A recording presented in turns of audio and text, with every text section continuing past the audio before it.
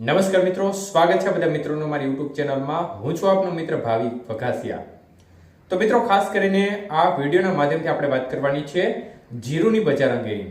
તો આગામી સમયમાં જીરુની બજાર કેવી રહી શકે છે તે બાબતે વેપારીઓ અને ખાસ કરીને નિકાસ વેપારીઓની સ્થિતિ વિશેની માહિતી આ વિડીયોમાં જાણીશું।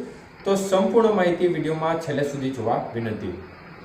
તો મિત્રો, ખાસ કરીને અત્યારે માર્ચ એન્ડિંગની રજાઓ ચાલી રહી છે, જેને પરિણામે અત્યારે જીરુની આવકો છે તે એકંદરે સ્થિર જોવા મળી રહી છે અને અમુક યાર્ડો ચાલુ હોવાથી એ યાર્ડોમાં આવક છે, બાકી મોટા ભાગના યાર્ડો અત્યારે બંધ જોવા મળી રહ્યા છે। ત્યારે અત્યારે જીરુમાં થોડી મજબૂતાઈનો માહોલ જોવા મળી રહ્યો છે અને જીરુ વાયદો છે તે ખાસ કરીને 22,000 અને 500 ઉપરના ભાવમાં બંધ થયેલો જોવા મળી રહ્યો છે। તો એક પ્રકારે વાયદામાં 25 રૂપિયા જેવો કરંટ જોવા મળ્યો છે। ખાસ કોઈ મોટો કરંટ છે નહીં, પરંતુ હાલ સારી ક્વોલિટીના જે જીરુ છે તેમાં ખાસ કરીને થોડો સુધારો જોવા મળી રહ્યો છે અને 4,000 થી લઈ અને 4100-4200 રૂપિયા સુધીના ભાવે વેપાર થઈ રહ્યા છે અને ખૂબ જ સુપર ક્વોલિટીનું જીરુ હોય તો આ સંજોગોમાં 4300 થી લઈને 4400 રૂપિયા સુધીના ભાવે પણ વેપાર થઈ રહ્યા છે। ત્યારે મિત્રો, ખાસ કરીને આગામી સમયમાં જીરુની બજાર અંગે જે વેપારીઓનું કહેવું છે તે મુજબ જોવા જઈએ તો રાજસ્થાનમાં જે હવે આવકો વધશે તેની સ્થિતિ કેવી રહેશે અને જીરુની ક્વોલિટી ત્યાંની કેવી રહે તેના ઉપર બજારનો મુખ્ય મદાર રહેશે।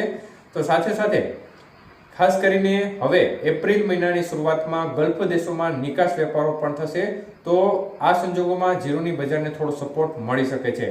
પરંતુ સાથે સાથે ચીનની ખરીદી જીરુમાં કેવી આવે તેના ઉપર સમગ્ર બજારનો મદાર રહેશે, કારણ કે જો ચીનની ખરીદી આવશે તો આ સંજોગોમાં જીરુ છે તે વધુ તેજીથી ભાગી શકે છે। પરંતુ ચીનવાળા છે તે આ વખતે ખરીદીમાં સાચવીને ખરીદી કરે તેવી સંભાવના છે, કારણ કે ગત વર્ષે તેમને જીરુમાં નુકસાની ગઈ હતી અને જેના પરિણામે આ વખતે તે જોઈ જાણી અને સાચવીને ખરીદી કરવાના છે। એટલે તેમના વેપારો કેવા આવે તેના ઉપર સમગ્ર બજારનો આધાર રહેશે। ગલ્ફ દેશોમાં નિકાસ ચોક્કસપણે એપ્રિલ મહિનામાં વધશે, કારણ કે રમજાન મહિનો પૂરો થતાં ગલ્ફ દેશોમાં નિકાસનું પ્રમાણ વધવાની સંભાવના છે। તો આ છે તે બજારને એક પ્રકારે થોડો ટેકો આપી શકે છે અને જે લોકલ વેપારો છે તેના ઉપર પણ બજારનો મુખ્ય મદાર રહેતો હોય છે। તો વિવિધ પરિબળોને આધીન જોવા જઈએ તો અત્યારે જીરુની આવકો છે તે આગામી સમયમાં કેટલી રહે, રાજસ્થાનના ભાગોમાં આવકનું પ્રમાણ કેવું રહે, તેની ક્વોલિટી કેવી રહે, તો આ સમગ્ર બધા પરિબળો છે તેને આધાર રાખી અને જીરુની બજાર આગામી દિવસોમાં ખબર પડશે। કારણ કે મુખ્યત્વે જીરુની બજાર વધવા માટે નિકાસ વેપારો થરાવવા જરૂરી હોય છે અને જો યોગ્ય સમયે યોગ્ય પ્રમાણમાં નિકાસ વેપારો થાય તો એક પ્રકારે બજારનો સપોર્ટ મળતો હોય છે અને આ સંજોગોમાં બજારને એક પ્રકારે કરંટ જોવા મળતો હોય છે।